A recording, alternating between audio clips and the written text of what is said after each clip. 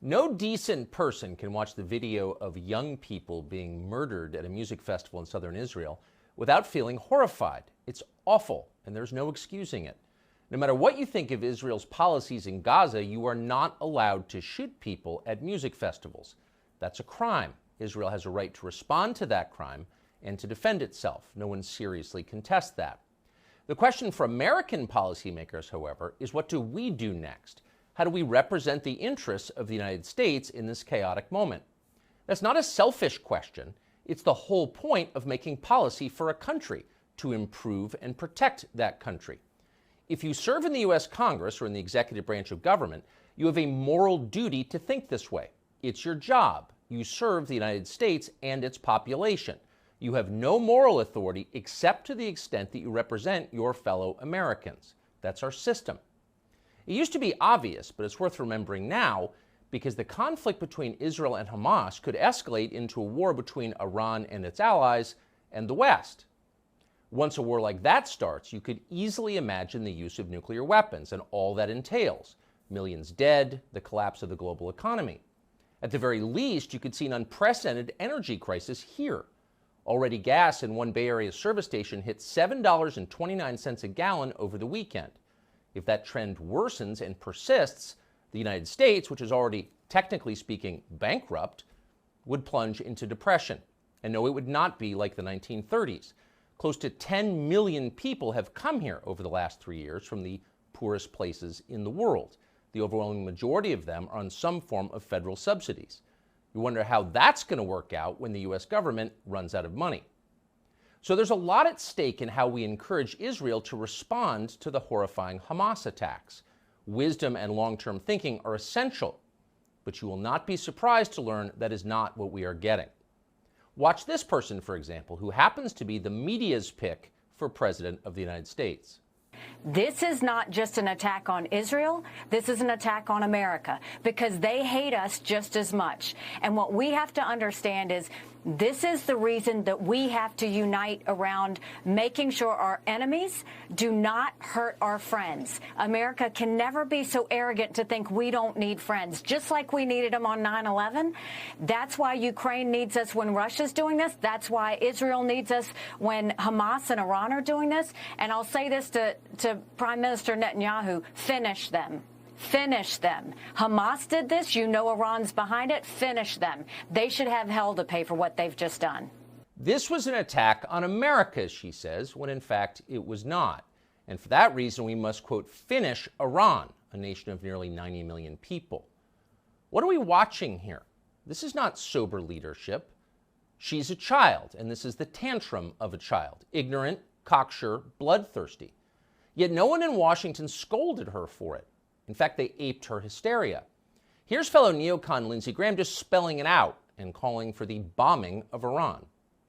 So I've been on the phone all day to the Mideast, and I've told our allies and people with connections to Iran, what I would do, I would tell Iran that if Hezbollah attacks Israel, we're going to come after you, the Iranians, and have a coordinated effort between the United States and Israel to put Iran out of the oil business by destroying their refineries. There are 4 major refineries in Iran. They're fixed targets. If Hezbollah attacks Israel, I would make Iran pay a heavy price. What exactly would happen to the United States if we declared war on Iran and started blowing up their infrastructure? Lindsey Graham has no clue what would happen. He hasn't thought it through. He's almost 70 years old and he has no children. He doesn't care. But neither, amazingly, do most of his colleagues in Washington. They're as reckless as he is. Texas Congressman Dan Crenshaw took to social media to call for what he described as a war to end all wars, as if there is such a thing. But of course, there isn't such a thing. Wars beget more war. The bigger the conflict, the uglier and longer lasting the consequences. See World War I for details. These are not complex observations, but they seem lost on our leadership class. Alone among candidates running for the Republican nomination for president, Vivek Ramaswamy dared to suggest that actually going to war with Iran might not be in America's national interest. And for saying that, Mike Pence immediately denounced him as gutless and unpatriotic or something. But we thought it might be worth hearing more. Vivek Ramaswamy joins us now. Vivek, thanks so much for coming on. So if I'm reading this correctly, you suggested, while offering what seemed like real sympathy to the Israeli people and to the many murdered there 2 days ago, you noted that maybe it's not in America's best long-term interest to declare war on Iran. Is that what you said?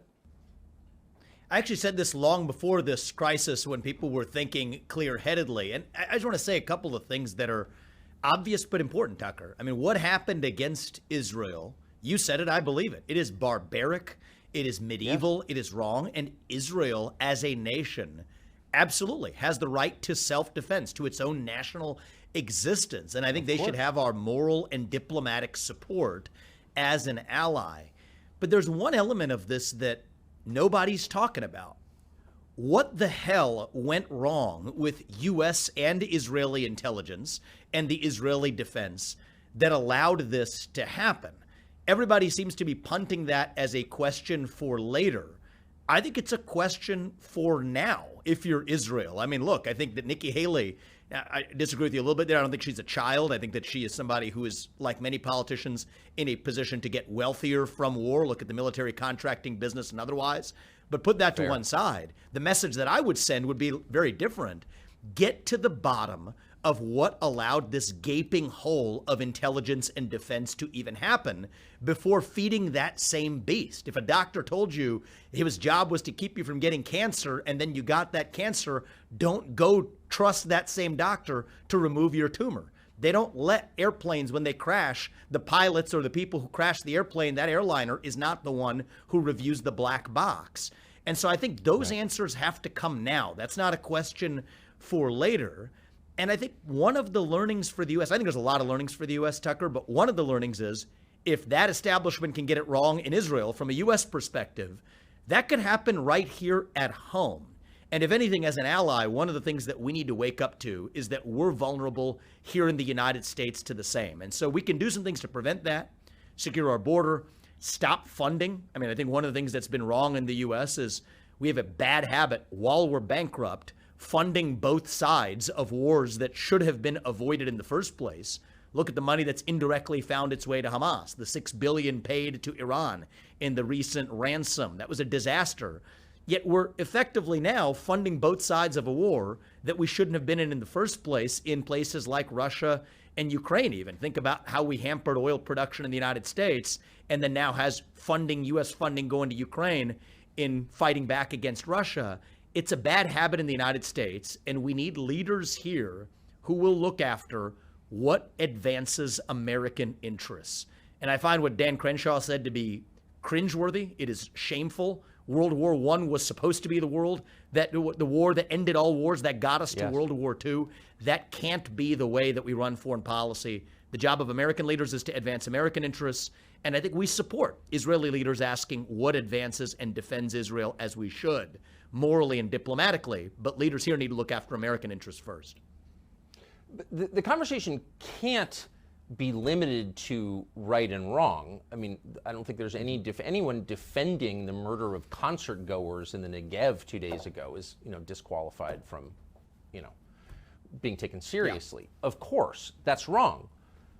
But it doesn't seem like any American policymaker is even willing to entertain other questions like what's in America's best interest, what effect will this have on the global economy, on our economy, on energy prices. These are not small things. They should not be dismissed, but they are dismissed out of hand, and you're some sort of quizzling if you even raise the question. Why is that? It seems crazy to me. Well, look, I mean, if you want to ask the question of right and wrong, then open that Pandora's box. I don't favor doing this, but look at what's happening with Azerbaijan and Armenia. You don't really hear much about that now. Why? Because Azerbaijan's lobby is about as effective as Ukraine's is in Washington, D.C. So this selective moral outrage, I do think is a problem. May I ask you to pause for just one moment there and just unpack that for viewers who are not aware of what you're referring to. Armenia, Azerbaijan, what is happening? Yeah, so I mean, what's happening is an atrocity. I mean, you have people who are Armenians, largely Christians, six-figure numbers, 120,000, being driven back to their country from a region that has long been a place they have called home. A lot of atrocities that aren't even yet coming to light in Western media. But Azerbaijan has a lobby, a powerful lobby in Washington, D.C.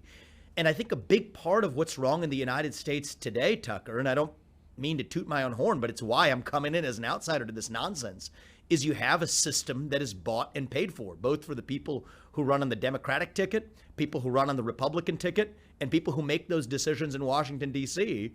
that are effectively managed by, in this case, the Azerbaijan lobby that has a lid on discussing this conflict, which, as you pointed out, most Americans haven't heard of. But you'll hear endlessly about Russia's incursion on Ukraine and having to stand on the right side. That's a separate point where I reject that Ukraine is inherently good anyway. But even if it were, a selective moral outrage in that case, but not another one in just a neighboring area that interfaces with Russia as well. So open that Pandora's box around the world. I mean, look at much of Africa, look elsewhere. You're going to find ability to have selective moral outrage. But you only hear about it in certain selective cases that the media and the existing establishment in both parties deem fit for the American public. And what we need is leaders in this country who are honest in calling out atrocities where they occur. What happened in Israel was wrong. I think we require leaders, some on the far left are too afraid to say it. It was wrong. But at the same time, we need leaders on the right who are willing to say it in other places too, like what's happening in Azerbaijan and Armenia.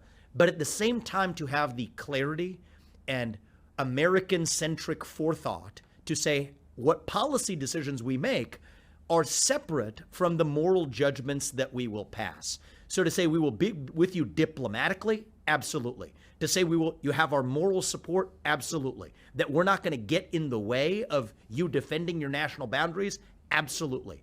Even further, to say that in limited circumstances that advance U.S. interests, we will provide munitions. We can't do it across the board. It's a zero-sum game when it comes to munitions between Israel, Ukraine, Taiwan next in the future. But in a limited way that advances U.S. interests, that has to be the sole prism. And that doesn't exist right now, Tucker, in the establishment of either political party. And I think that the things that we're saying now to some may sound uncouth. I don't think they should. This is what the job of a national leader actually ought to be. And that's how I'm planning to lead this country if I'm elected. I got to say, you mentioned moral outrage, and I thought the videos from southern Israel were morally outrageous, and I was offended by them and saddened by them. Anyone who saw them, I think, was. But you don't have to look far in the United States for moral outrages also on video. And there's not a city in this country, not just the big cities, but cities of 10,000 people. I was in one yesterday that doesn't have some constellation of drug-addicted young people living outside. We call them the homeless. They're drug addicts. And they're addicted to drugs that were imported across an open border, allowed by the Biden administration. And they're dying, more than 100,000 a year. Now, you can call it genocide, you can call it whatever you want, but it's the death of over 100,000 Americans a year and the living death of millions more who are living outside. So sure. I don't understand. People are outraged by what happened in Israel. And again, I want to add my voice to that because I'm a human being. But the scale of the outrage among Republican presidential candidates was so much more intense. One of them took to a bullhorn and started yelling about it. I get it. But no one would think to do that about the 100,000 American young people murdered every year, and they are murdered, honestly, by give me a bullhorn synthetic for opioids. that one. Like, Chuck. what? I'll take my bullhorn for that one. And let's just go a little bit deeper on that one. This is the product of some intentional design. I mean, there are literally synthetic precursors to make synthetic fentanyl coming from Wuhan, of all places, to Mexican drug cartels south of our own border, pumping that up. And you want to just numbers to get the scale intact. 50 times the number of people who died on 9/11 are going to die this year as a consequence of fentanyl just crossing our southern border. A couple days ago, I was actually at our northern border in the northern part of New Hampshire. Totally wide open border. I mean, to call this porous is an overstatement. It's just an open border. And there was enough fentanyl that crossed just last year, 2022, to kill 3+ million Americans. That was just the amount that was caught, let alone the amount that wasn't. And so this is the product of intentional design. People will say, is that because of a drug epidemic in demand? That's a separate debate, but a lot of that fentanyl is being laced into. People who are taking it have no idea that they're taking fentanyl, taking other drugs that have fentanyl in it that's killing them on the spot. That's closer to bioterrorism. Nobody would call it an overdose if you put it in a Big Mac. There is no level of moral outrage. Forget the Democratic Party. I've written that one off. In the Republican Party, of the same scale of this incursion right here at home. And so one of the things that allies do is they learn from each other. I think that intelligence sharing operations is critical with allies, with Israel and otherwise. I think one of the things we can do is learn from both the successes and, in this case, a bad failure in the case of our ally. To say if we have borders that are as open as ours, even Israel that had a border as tightly protected as its own saw this happen, we could have far worse or the equivalent happening right here at home. I mean, other things that nobody's talking about, Tucker, is not just border defenses. We don't have an Iron Dome in this country, yet we're vulnerable to nuclear missile attacks any given day, and we're marching closer into nuclear conflict in multiple parts of the world, most notably with Russia. Think about cyber defenses. And if that really was a cyber attack, or whatever explanation it might be for why Israel was caught off guard, we're vulnerable to cyber attacks in this country. Electromagnetic pulse attacks, nobody's talking about, that could take out our electric grid, which, by the way, has 60 Chinese transformers in it. You know, talk about space-based defenses, totally missing in the United States of America. That's where my outrage is highest, is our own vulnerability right here in the homeland. And I do not think that it is crass. I think it is the morally correct answer for leaders of nations to ask how they protect the interests of their nation. That comes with allies. And so I think that it is important not to create an equivalence between Hamas and Israel, as some on the American left and European left are trying to do. It is wrong what happened to Israel. And I call that out as a human being and as somebody who's on a belief of some people are on the right side and the wrong side of a conflict. I think that that is far clearer here than it is, for example, in the Russia-Ukraine conflict or other areas where people have baked that cake. But the selective nature of ignoring certain other conflicts, while even more importantly, ignoring the interests of the U.S. right here at home, is what irritates the heck out of me, out of the politicians in both parties. And it is shameful. And I think that there are, frankly, financial and corrupting influences that lead them exactly to speak the way they do. That's just the hard truth. How could you pay for a much-needed defense system in another country but not in your own country? I don't understand that. I think. I mean, how can you pretend to be a leader in your country if you're doing something like that? It seems so immoral to me.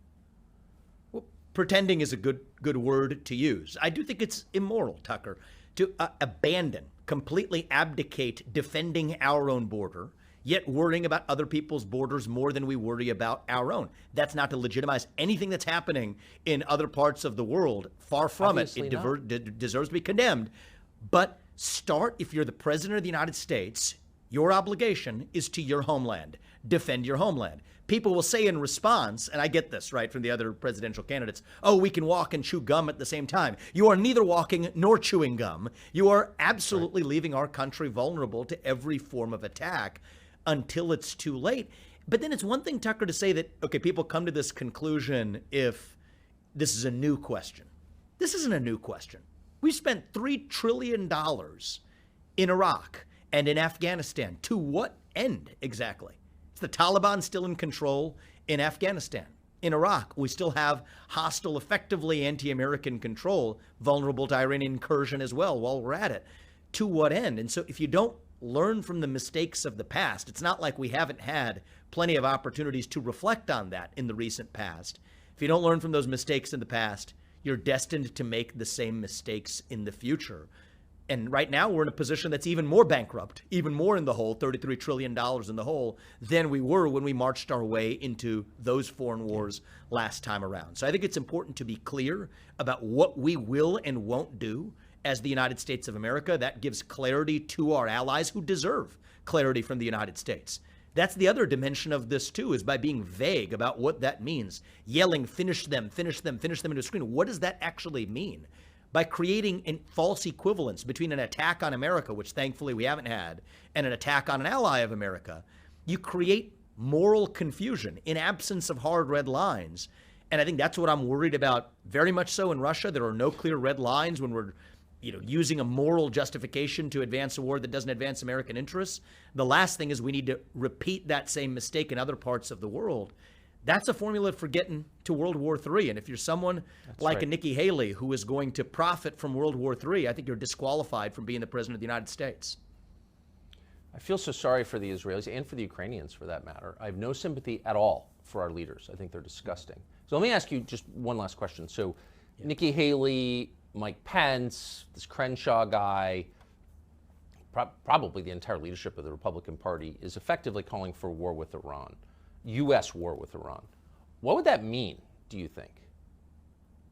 So I do not think that it is a good idea for us to enter war with Iran. I think it would be good, and the outcome that I expect is that Israel will be successful in defeating Hamas here, in protecting its own homeland. They've done it countless times before.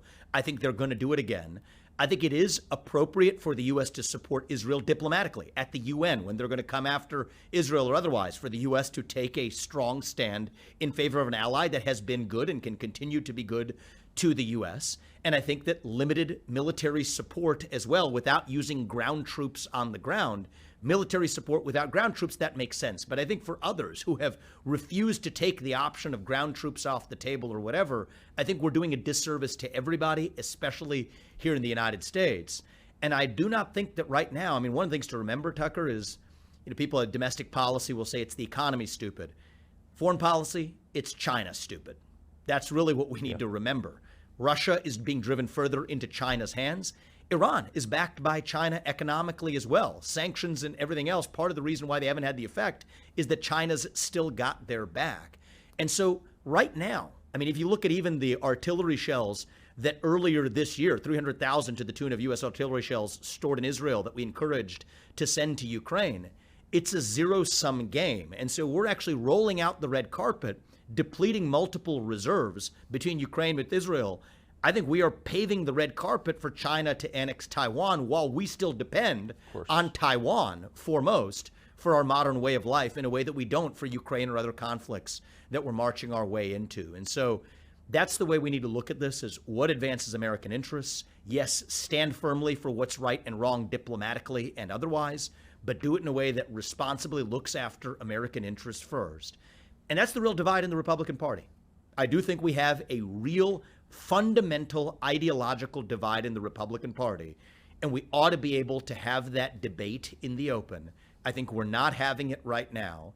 And I, for my part, will be unapologetic in standing for putting the interests of this nation first, because that happens to be the office that I'm running for, while being crystal clear about the fact that what happened in Israel was wrong. It was barbaric. It was something that was inhumane, and we have to provide the moral and diplomatic support that we need. At the same time, the job of the U.S. president is to stand for American citizens here in the homeland, and that's how I'm planning to lead. Well, that's right. They have no right, our leaders have no right except to act in the interest of the United States. Anything outside that is immoral, and they have no authority to do it. So anyway, I appreciate your willing to explain your views on this and to say something that was unpopular with the reckless morons running our country. If I want to just say one thing, Tucker, please go ahead. I was just thinking about the why on this, right? Because I think that for me, for a long time, looking at this from the outside, I'm not in the world of politics, or I'm in the world of politics now, but for like all of 7 months. Before that, I'm looking at it from the outside in. You wonder why, right? It's a bit of a mystery when you see the Lindsey Grahams or the Nikki Haleys or the John Boltons or the other people of this persuasion, the Mike Pences, the Chris Christie wing of this party. Being now in the sport, I think I do have a much better understanding for why it's played the way that it is. It comes down, in most cases, some people do have ideological commitments that are outdated, that are earnest, but a lot of it comes down to money. The corrupting influence of super PACs on the process. And I think that in the same frame of putting American interests first in our foreign policy, even when you think about a left-wing idea from 15, 20 years ago, heck, I'd embrace it now to say, get the influence of super PACs and mega money out of politics. I would be happy to tell any super PAC backing me to give money back to those mega donors and that I want to show up at your events or whatever, as long as Nikki Haley and Ron DeSantis and Tim Scott and everybody else parading in a political race as standing for their own views does the same thing. And that's not a panacea. It's not a fix-all. But when you understand that there are interests at work that go beyond just the earnest debate of differing views, that's really, I think, how we're going to get back to honest discourse in the Republican Party and in American politics, is get the influence of mega money out of politics. The super PACs are a cancer. I'm happy to lead the way, but without that, I think we're going to probably just be destined to expect more of the same. That's just the hard fact. How soulless would you have to be to take cash in exchange for wrecking your own country? And by the way, the ones who are emotionally committed to it, the true warmongers, I know all of them. And I can say this about them, not one of them has a normal sex life. I'm just saying that. That's true. Whatever. I'll leave that to you, Dr. Freud. Anyway, Vivek, thank you so much for coming on. Appreciate it. Thank you. Good seeing you.